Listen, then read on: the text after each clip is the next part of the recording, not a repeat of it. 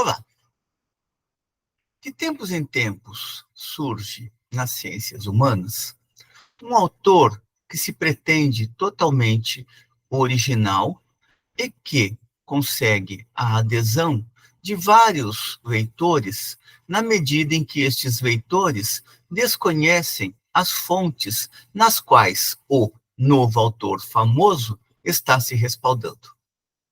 É em razão disso que se torna fundamental conhecer os clássicos, de tal modo que podemos observar que muito do que é dito hoje na sociologia contemporânea, por exemplo, encontra suas raízes, seja no pensamento filosófico mais clássico ou então no pensamento sociológico mais clássico. Isto nos conduz sempre à necessidade de ler os clássicos no seu original. Independente da língua a que se tenha acesso, é sempre possível e sempre necessário retornar aos clássicos. Mas, ao mesmo tempo, é importante observar que muitas vezes determinados comentadores contribuem para que consigamos penetrar na leitura dos clássicos quando estes analistas buscam recobrar a fonte ou a estrutura do pensamento de autores como Marx, Durkheim e Weber, por exemplo. É o que faremos hoje, resgatando um texto de John Rex, que está em um livro intitulado Problemas Fundamentais da Sociologia. Vamos discutir uma parte do capítulo 5, no qual John Rex resgata a ideia de ação social em Weber. Lembremos que a discussão sobre ação social é o ponto de partida de Weber no livro Economia e Sociedade. Vejamos como Rex apresenta esta discussão da ação em Weber. No capítulo 5, que tem por título geral o marco de referência da ação, Rex abre um subtítulo intitulado O Conceito de Ação. Para Rex, a ação é um dos conceitos mais simples da sociologia.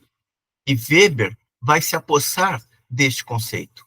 Mas lembremos que, para Weber, não interessa apenas o conceito de ação, e sim aquilo que se pode chamar por ação social, ou seja, ações dotadas de sentido, na qual quem pratica a ação consegue estabelecer uma determinada conexão de sentido com aqueles envolvidos na ação. Por exemplo, quando alguém paga um salgado em uma lanchonete, seja a forma de pagamento o Pix, ou o cartão de crédito, ou o dinheiro, isto estabelece uma conexão de sentido com aquele que está vendendo o salgado. Porque aquele que está vendendo o salgado sabe que, independente da forma de pagamento, aquilo representa dinheiro. Comecemos, pois, na abordagem do texto de John Rex. Dissemos inicialmente que, para ele, a ação é um dos termos teóricos mais simples da sociologia. E Weber vai partir deste termo simples para problematizar o que é o fundamento da sociologia, ou pelo menos da sociologia que ele pretende desenvolver. Segundo Weber, diz Rex, a noção de ação desempenha um papel fundamental para Weber. E a ação a qual Weber procura compreender é a ação em seu sentido. Na ação, para Weber, está contida toda a conduta humana, na medida em que o ator assina aquele que age, aquele que está colocando a ação, entrelaça a ela um sentido subjetivo, ou seja, quando o indivíduo age, ele age perseguindo determinadas finalidades procurando fazer com que esta finalidade seja compreensível por outro ou outros envolvidos na ação. Lembramos também que, para Weber, a ação pode ser individual ou coletiva. O que importa para ele é compreender se estas ações, elas são ações sociais ou não. Mas o ponto de partida é a subjetividade, é o indivíduo ou conjunto de indivíduos. Weber entende que as construções teóricas da sociologia devem elaborar-se a partir do modelo básico da motivação de um ator hipotético. Ou seja, este ator necessariamente não existe na realidade. Lembremos que, para Weber, a realidade é infinita, e um dos recursos metodológicos que ele utilizará para investigar esta realidade infinita é a construção de tipo ideal. Uma construção teórica e os enunciados acerca de suas motivações, para Weber, é possível de serem verificadas objetivamente.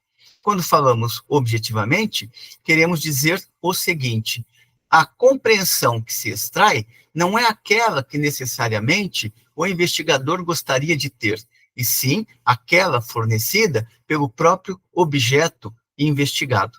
Pode ser que as conclusões, elas contrariem as crenças do investigador, mas não compete ao investigador direcionar a pesquisa para que ela atenda às suas necessidades pessoais, para que ela atenda às suas crenças pessoais. As explicações da conduta em termos da ação, prossegue Rex, necessariamente supõem uma formulação subjetiva, ou seja, por parte do sujeito que pratica a ação. As explicações da conduta em termos da ação necessariamente supõem uma formulação subjetiva dos conceitos teóricos. Porém, não há nenhuma razão pela qual isto deva ser menos científico que a explicação baseada em qualquer outro tipo de conceitos teóricos. Para Weber, o termo sentido desempenhou um papel importante no grande debate sobre a historiografia e a metodologia das ciências sociais que, à época, se desenvolvia na Alemanha. Weber vai se apossar de vários elementos que permeavam este debate na Alemanha. Na sua obra, ele apresenta muitas associações que derivaram diretamente daquela tradição sociológica alemã, ou mesmo da tradição filosófica alemã. No entanto, prossegue Rex, o sentido que Weber atribui primariamente à questão da ação é o de referir toda conduta particular ao propósito de um objetivo feito por este ator hipotético. Weber usa como ponto de partida para compreender as ações dotadas de sentido aquelas que são permeadas pela racionalidade que é possível de aprender com certo grau de evidência. O que seria esta ação racional pura? Seria aquela onde os fins perseguidos são bastante claros. São aquelas na qual quem está praticando a ação estabelece os meios mais claros possíveis para obter o que pretende com aquela ação, portanto, para atingir os seus objetivos. Weber vai investigar, portanto, prioritariamente as ações racionais, sejam elas aquelas dotadas de fins, ação racional com relação a fins, ou então as ações racionais com relação a valores. O que não quer dizer que ele deixará de fora dois outros tipos puros de ação, que são as ações de caráter tradicional e as ações de caráter afetivo. Prosseguindo com Rex, diz o autor, Weber usa como ponto de partida o tipo racional de ação, isto é, o caso no qual a conduta pode ser compreendida simplesmente como um meio para se atingir um fim, de modo tal que é possível compreender outros tipos em termos de seu desvio com respeito ao padrão racional. Ou seja, primeiro ele vai investigar as ações dotadas de racionalidade, para depois investigar qual peso poderia ter, por exemplo, no desenvolvimento da ação e nas consequências da ação, a presença de elementos afetivos ou tradicionais que podem interferir no desdobramento racional lógico da ação. Como é que poderíamos compreender isso de uma maneira mais clara? Pensemos, por exemplo, as práticas desenvolvidas pela extrema-direita naquele processo de disputa eleitoral que polarizou entre Bolsonaro e Lula. Do ponto de vista moral, pode-se condenar todos os recursos que Bolsonaro utilizou para ganhar as eleições. Mas, do ponto de vista racional, foram tomadas decisões pelos bolsonaristas no sentido de atingir determinados fins. Fake news, controle da Polícia Federal, conforme tem revelado as investigações, ou então dificultar o acesso de eleitores prováveis de Lula naqueles redutos onde Lula era mais forte, a fala de que Lula acabaria com as igrejas e, portanto, que ele não era um bom cristão ou algo do gênero, tudo isso está amarrado a uma ação dotada de sentido com uma finalidade clara. Ora, se as ações tivessem se desenvolvido tal como planejaram aqueles que estavam disputando as eleições e que pretendiam a continuidade de Bolsonaro na presidência, talvez o resultado das eleições tivessem sido outros. No entanto, aconteceram elementos que podem ter interferido nestes resultados, conforme alegam, inclusive, os bolsonaristas. Temos o episódio de Roberto Jefferson atirando contra a Polícia Federal, temos o episódio de Carla Zambelli saindo armada nas ruas, perseguindo um jornalista, que, segundo ela, a ofendeu. Temos o episódio de um indivíduo entrando em uma festa de aniversário em Foz do Iguaçu e assassinando um petista.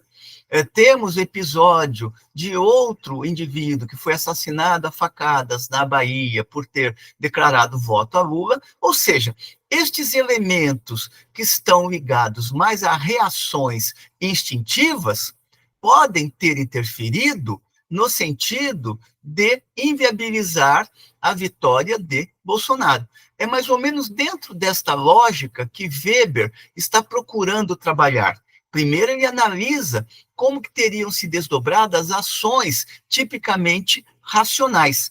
E aqui não tem nenhum julgamento moral de valor, apenas a ideia de ações visando um fim, e, nestas ações, se cola um determinado sentido, buscando se estabelecer conexões de sentido. No entanto, essas ações de tipo puro, ou uma situação de tipo puro, raramente acontece na realidade. Daí que aqueles elementos imprevisíveis podem ter influenciado determinados resultados eleitorais também. Podem ter, porque para Weber, tudo é no campo da probabilidade. É possível de se tentar provar que interferiram, como também é possível de se descobrir que, embora estas ações tenham prejudicado toda aquela montagem racional no sentido de viabilizar a vitória de Bolsonaro, que estas ações não foram fortes o suficientes para mudar o curso da história, o rumo da história.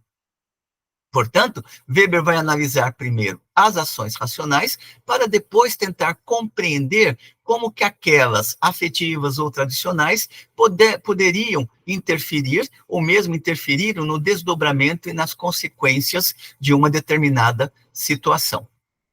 Prosseguindo aqui com Rex. O conceito de ação racional é só uma possibilidade, que implica importantes suposições acerca da situação do ator que podem não cumprir-se sempre. Quando explicamos uma conduta observada sobre a base da motivação racional de um ator hipotético porque Weber faz uma construção de tipo ideal, um ator hipotético, de fato supomos que, e ele elenca 4 pontos. Primeiro, o fim, em termos do qual se explica a conduta, não apresenta nenhum problema. Em outros termos, que os seres humanos são capazes de formular qualquer fim que elejam e que nós entendemos este de forma clara. Segundo, dado o fim, tipos de conduta que podem ser compreendidos como meios necessários para seu logro. Terceiro, o ator hipotético tem um conhecimento tão concreto da situação como o que pode alcançar um cientista. Tanto o ator pode ter clareza do sentido da ação que ele está desenvolvendo, assim como o cientista pode resgatar o sentido da ação pretendido por aquele ator. O que significa que é possível estudar não apenas o tempo presente, mas também o tempo passado. Como diz Weber, não é necessário ser um César para se compreender a César. Quarto, com este conhecimento dos meios e fins da situação, o ator emprega o tipo de raciocínio lógico que poderia aplicar um cientista prático ao realizar sua ação. Rex avança observando que, para Weber, existem tipos racionais e não racionais de ação. De acordo com o autor, a conduta humana real está governada, em geral, por outros tipos de motivação também. Lembremos que existem 4 tipos básicos de ação dotadas de sentido para Weber. Ação racional com relação a fins, ação racional com relação a valores, as ações tradicionais e as ações endopáticas, ou seja, afetivas. Weber constrói esses 4 tipos básicos de ação, o que não quer dizer que, na realidade, existam apenas estes 4 tipos puros de ação. É uma construção típica ideal que ele utiliza para poder desenvolver a sua sociologia. A conduta humana real está governada, em geral, por outros tipos de motivações. Em primeiro lugar, alguns cujo logro não pode conseguir-se porque resultam tabu em algum sentido. Outros sentidos são tão vagos que não é possível conceber que o ator extraia deles consequências claras em relação à sua conduta. O terceiro termo em terceiro lugar, podem haver casos em que o fim esteja definido de uma maneira bastante clara, porém, por não tratar-se de um fim empírico, por exemplo, a salvação da alma, não se desprende dele nenhum meio necessário, não tem como comprovar. Em quarto lugar, pode ocorrer que o conhecimento que o ator tem da situação seja imperfeito e que uma ação que, de haver sido correta sua imagem do mundo, ou seja, de haver sido pensada corretamente, resultaria racional, e que poderia resultar racional, não lhe pareça à luz da visão que tem o cientista da situação. Ou seja, determinados atores podem desenvolver ações que consideram totalmente racionais, mas o cientista pode chegar à conclusão de que aquele ator estava equivocado, uma vez que aquela ação não era totalmente racional. pois não conseguiria desembocar no fim pretendido. Finalmente, é possível que, ainda que o ator tenha plena consciência dos fatos da situação, planeje sua própria ação em termos de uma lógica muito diferente daquela que uma ciência empírica poderia constatar como sendo o caminho mais racional.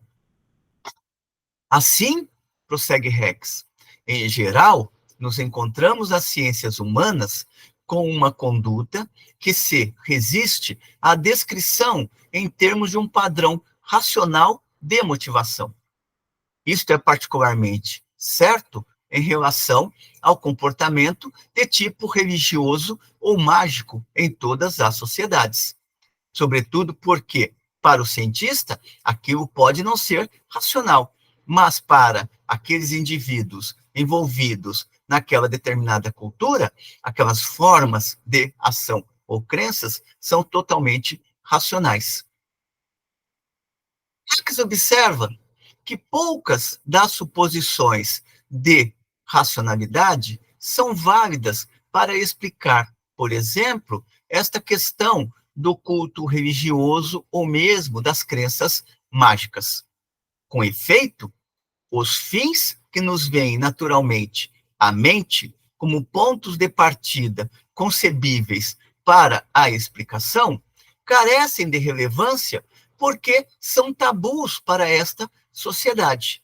Ou seja, é necessário compreender também o terreno da cultura no qual se desenvolvem estas ações. Não tem como, por exemplo, pensar que aquela ação seria racional se um europeu pense, por exemplo, à luz da sociedade europeia ou desconsiderando, por exemplo, determinados dados culturais que existem em sociedades fora da Europa e vice-versa. Não tem como, por exemplo, pensar a Europa a partir de referenciais culturais do Brasil, assim como não tem como pensar o Brasil a partir de referenciais culturais que são assentados dentro de vários países do continente europeu. Os propósitos dos homens são obscuros para nós, e quando os compreendemos, não dispomos de nenhuma demonstração científica da relação entre meios e fins que podemos aplicar à sua explicação. Aqui ainda está se referindo àquelas culturas onde é muito forte a questão religiosa e a questão mágica, por exemplo, sobretudo aquelas culturas tradicionais. Não podemos esquecer que, à época de Weber, a antropologia estava em franco desenvolvimento, e vários pesquisadores foram estudar aquilo que eles chamavam por sociedades primitivas, ou sociedades indígenas, ou culturas indígenas. Lembremos, por exemplo, Malinowski estudando a sociedade dos trobriandeses em seu estudo mais clássico. Assim, o único modo de explicar a conduta em relação com os fins é mediante as regras rituais aparentemente arbitrárias da sociedade que estes homens vivem. Ou seja, se queremos compreender estas culturas, temos que fazer uma imersão nestas culturas para ver qual é o grau de racionalidade que está contido naquelas ações desenvolvidas no interior daquela cultura.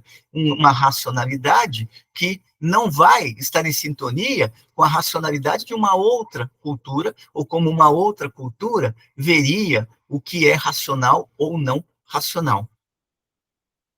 É possível, prossegue Rex, que, ainda tendo plena consciência dos fatos da situação, os homens efetuem práticas que não se baseiem nestes conhecimentos, nem nesta lógica comum. Para Weber, as categorias da ação tradicional e afetiva são somente o ponto de partida com o que se contrasta a racionalidade da motivação.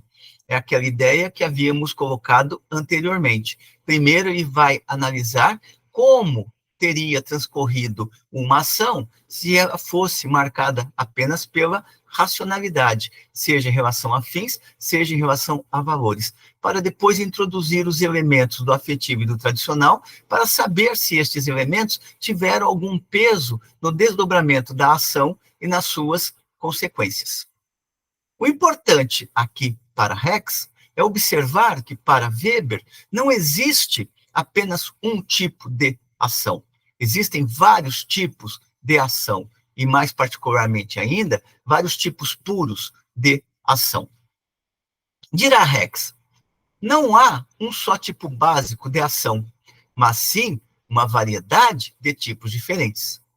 Em primeiro lugar, estão os tipos puramente racionais, nos quais o ator tem uma ideia clara de seus fins, um conhecimento de tipo científico dos elementos da situação e de como se deve modificar para criar o estado de coisas que deseja como fim.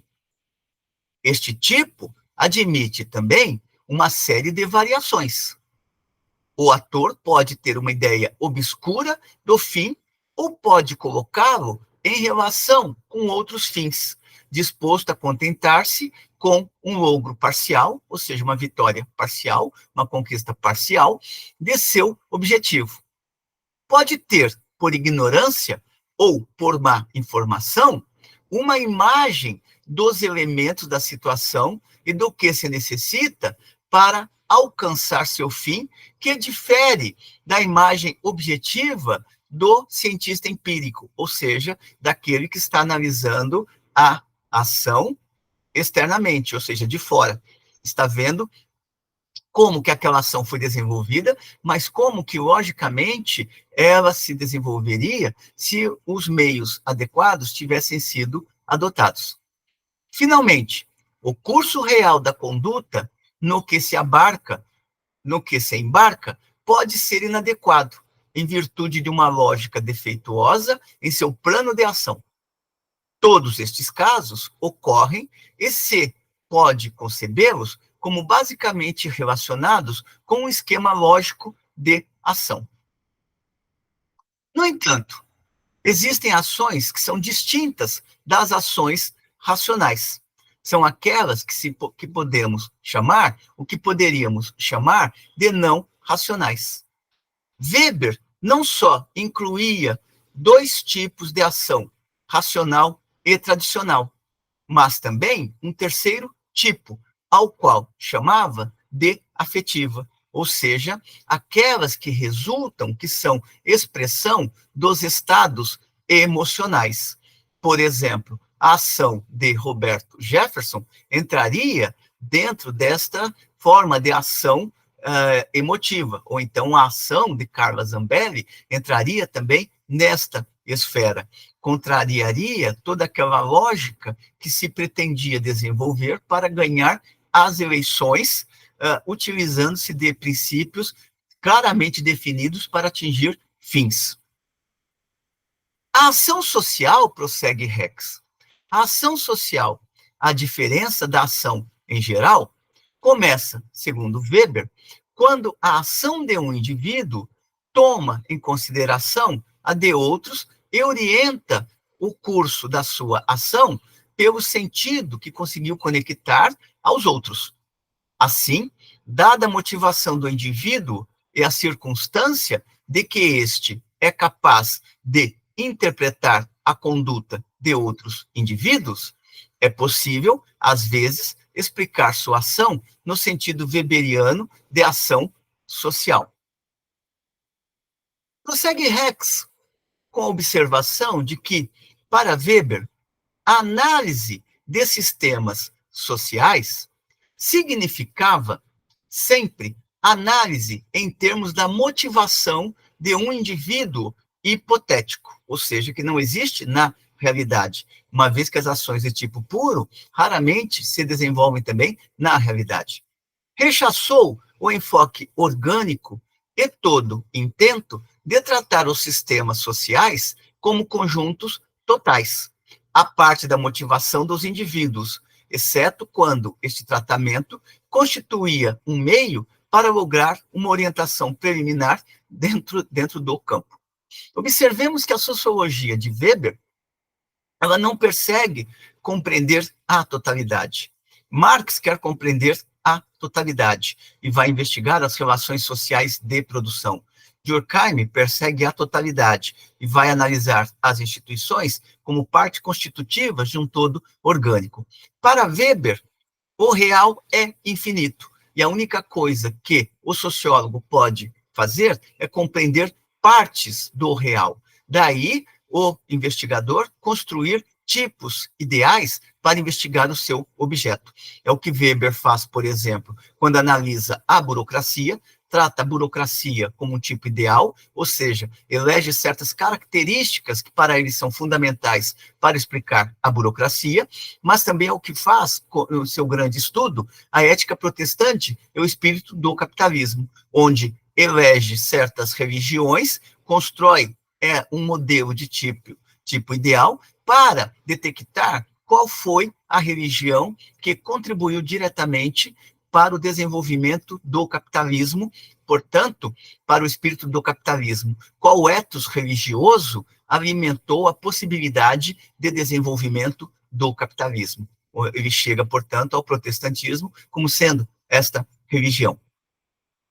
Para Weber, o único significado que pode dar-se ao termo função, ao que, na realidade, não considera muito útil, é o que corresponde ao rol de uma ação particular no plano de um indivíduo hipotético, cuja motivação é a base sobre a qual se analisa todo o sistema social.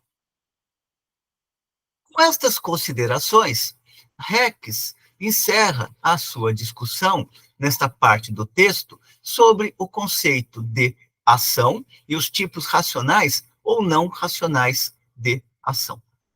Espero que tenham gostado da discussão, que estes elementos apresentados por John Rex no livro Fundamentos ou Problemas Fundamentais da Sociologia tenham contribuído para aqueles que vão encarar a leitura de Weber pela primeira vez ou que muitas vezes se sintam perdidos pensando o que é que Weber está querendo dizer ou onde ele quer chegar.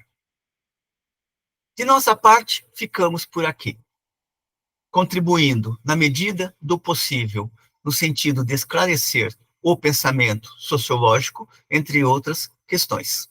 Nos veremos em breve com novos vídeos. Até uma próxima.